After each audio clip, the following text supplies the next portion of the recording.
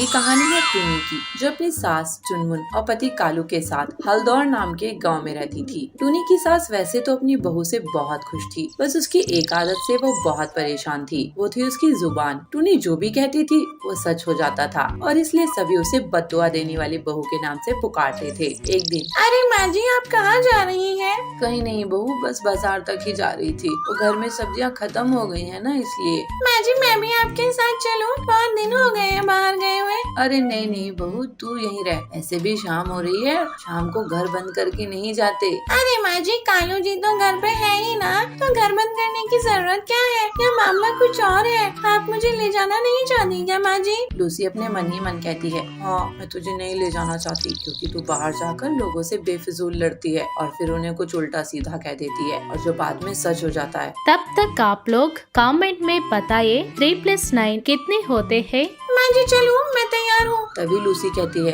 अरे बहू तू यहीं रह, मैं मेरी सहेली चंपा के साथ जा रही हूँ और तू दो बूढ़ी औरतों के बीच बोर हो जाएगी बहू। लो आ गई मेरी चंपा, चल मैं चलती हूँ। लूसी चंपा के साथ चली जाती है और अपनी सास को ऐसे जाते हुए देख टूनी अपनी सास को बद्दुआ देते हुए कहती है, माँ जी ने उस चंपा के लिए मुझे छोड़ दिया, मैं बद्दुआ देती हूँ। माँ जी का पर्स फट जाए, फिर देखती हूँ कितनी शॉपिंग करके लाती है माँ जी। हाँ नहीं तो। लूसी अब चंपा के साथ बाजार चली जाती है और कुछ सब्जियां खरीदने लगती है, और जब वो अपना पर्स देखती है तो देखकर हैरान हो जाती है, क्योंकि लूसी का पर्स फटा हुआ था। ये भगवान, मेरा पर्स कैसे फट गया? घर से जब निकली थी तो सही था और मैंने तो पैसे भी चेक किए थे। अब क्या करूँ मैं सब्जी कैसे लूंगी? सब्जी वाला उसे उधार सब्जी देने से मना कर देता है और लूसी को खाली हाथ ही वापस आना पड़ता है। और लूसी तुरंत अपनी बहू टूनी के पास जाती है और उससे कहती है, सच सच बताना टूनी बहू, तूने मुझे बद्दुआ दी थी ना जब मैं बाजार के लिए जा रही थी? हाँ माँ जी दी थी, लेकिन वो बद्दुआ नहीं थी, वो तो बस मैंने विश किया था, और बद्दुआ उसे ही लगती है माँ जी जो उसके काबिल होता है। ऐसा कहकर टूनी अपने कमरे में चली जाती है। तभी उसका पति कालू उससे कहता है, टूनी एक कप चाय बना कर ले आओ ना। अभी लाती हूँ जी। टूनी एक कप चाय बनाकर लाती है, लेकिन कालू तब तक जा चुका था। उसे ऑफिस का कुछ जरूरी काम था, इसलिए उसे जल्दी ही जाना पड़ा। और अपने पति को ऐसा जाता हुआ देख टूनी गुस्सा होकर कहती है, कैसा पति है मेरा? ऐसा पति होने से अच्छा मैं विधवा ही होती।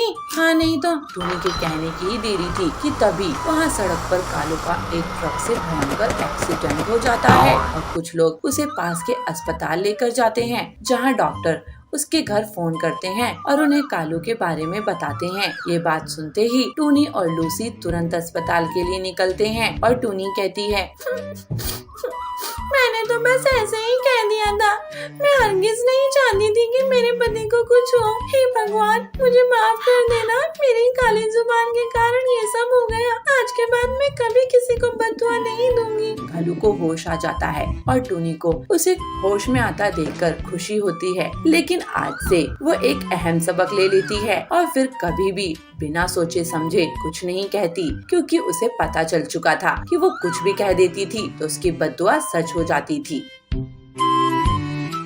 चुनमुन के पास भगवान की दया से सब कुछ था, एक अच्छा बेटा, अच्छी बहू और भी ऐशो आराम की हर चीज, लेकिन फिर भी चुनमुन अपनी किस्मत को रोती रहती थी। एक दिन वो अपनी पड़ोसन चुनमुन से कह रही होती है, अरे क्या बताऊं बहन, खाने के बहुत लाले पड़े हुए हैं, जो कुछ मिल जाता है वही हम खा लेते हैं, और पहनने को भी बस 3-4 साड़ियाँ ही हैं बस, जो मैं और मेरी बहू दोनों अदल बदल कर पहन लेती हैं। लेकिन चुनमुन, तेरा बेटा तो शहर में काम करता है, वो क्या तुझे पैसे नहीं भेजता?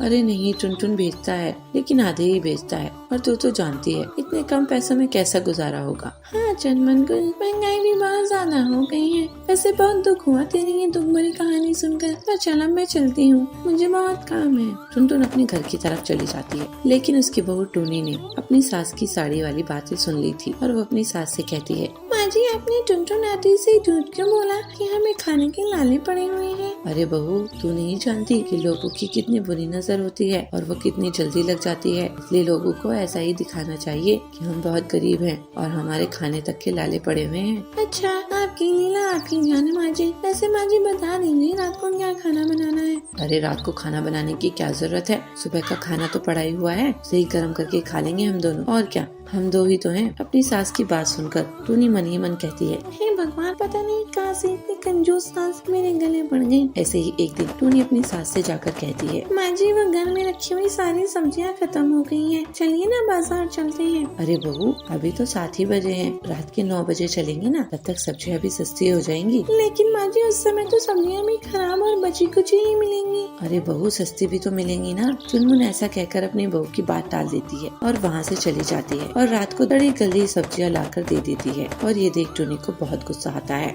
लेकिन वो अपना गुस्सा शांत कर लेती है। ऐसे ही एक दिन टूनी अपनी सास से कहती है, माँ जी, कुछ पैसे दे दीजिए, मुझे अपने मायके जाना है। ये ले 50 रुपए। लेकिन माँ जी, इतने से क्या होगा? अरे तू पूछ रही है इतने में क्या होगा? अरे इतने पैसों में ही काम होगा। देख, यहाँ से तो तू पैदल बस स्टॉप तक चली जा। अरे 3 किलोमीटर ही तो दूर है। कितना दूर होता है 3 किलोमीटर? भागते भागते चली जाएगी और उसके आगे से जो पैसे लगेंगे वो मैंने तुझे दे ही दी। अब फिर और पैसों की जरूरत क्या है? अब तो टूनी का पारे हाई हो जाता है और वो अपनी सास से कहती है, माँ जी, बस बहुत हो गया आपका कंजूसीपना। हम देखो, आप कंजूसीपना ही दिखाती रहती है। अरे माँ जी, इतने पैसे बचा बचा कर आप कहाँ ले जाएंगी? ये जिंदगी है, अच्छे से जियो। रो रो कर जिंदगी काट रही है और अपने साथ मुझे भी ऐसा बना रही है। अपनी बहू की बात सुनकर चुनमुन को भी अपनी कंजूसी का एहसास होता है और वो आगे से कंजूसी करना छोड़ देती है।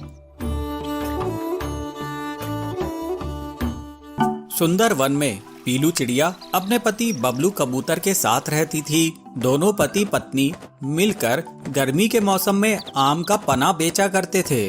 वे लोग घर में ही कच्चे आम उगाते थे और उन्हीं आमों से आम का पना बनाते थे। सारा काम वे घर से ही करते थे। उसमें कोई भी केमिकल नहीं मिलाते थे। दोनों पति पत्नी आम के पने को बाजार में बेचते थे और सिर्फ 5 रुपए में 1 गिलास देते थे। कीमत कम होने की वजह से और ताज़ा पना मिलने की वजह से उनकी दुकान में हमेशा भीड़ लगी रहती थी। अरे बबलू भैया, ये लो 5 रुपए और मुझे 1 गिलास पना देना। हाँ हाँ भैया, ये लो 1 गिलास पना। तभी वहाँ पर हरिया काका आते हैं। अरे पीलू बेटी, मुझे 10 गिलास पना पैक करके दे दो। घर में मेहमान आ रहे हैं, तुम्हारे हाथ का पना पिएंगे तो बहुत खुश होंगे। हाँ हाँ हरिया काका, मैं अभी दी। इस तरह दोनों पति पत्नी सिर्फ 5 रुपए में आम का पना बेचकर बहुत मुनाफा कमा रहे थे। उनकी दुकान के सामने कालू कौए की भी आम पना की दुकान थी, लेकिन उसकी दुकान में ज्यादा पक्षी नहीं जाते थे क्योंकि उन्हें उसके आम पने का टेस्ट बिल्कुल भी पसंद नहीं था।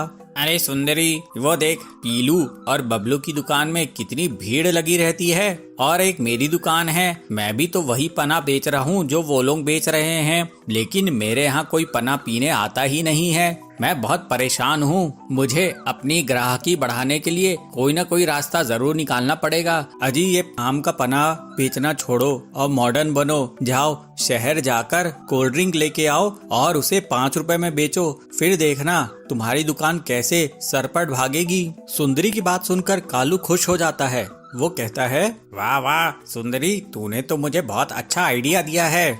शहर में केमिकल के कोल्ड ड्रिंक्स बहुत कम दामों में मिलते हैं। यहाँ पर आम खरीदो, फिर उसको उबालो, फिर उसका पना बनाओ। ये तो बहुत मेहनत का काम है। इतनी देर में तो मैं कितने सारे कोल्ड ड्रिंक्स ऐसे ही बेच दूंगा। अब मैं शहर जाता हूँ। ये सोचकर कालू कौआ शहर की ओर निकल जाता है। कालू शहर में सस्ता कोल्ड ड्रिंक खरीद लेता है। उसे सिर्फ 2 रुपए में मिलता है और उसी कोल्ड ड्रिंक को कालू अपने जंगल में आकर 5 रुपए में बेचता है। अरे cold drink P low, cold drink, ताजे ताजे cold drink, orange, Cola, mango, lemon. अरे जो बोलोगे वो मिलेगा, बल्कि मैं तो तुम लोगों को 2-2 टेस्ट मिला के दूंगा। कालू की आवाज सुनकर बबली चिड़िया उसकी दुकान पर आती है। वाह कालू अंकल जी, आपके पास तो बहुत सारे फ्लेवर्स के कोल्ड ड्रिंक हैं। मुझे मैंगो फ्लेवर का एक कोल्ड ड्रिंक देना। उसके बाद कालू उसे मैंगो फ्लेवर का कोल्ड ड्रिंक देता है। बबली उसे पीकर बहुत खुश होती है।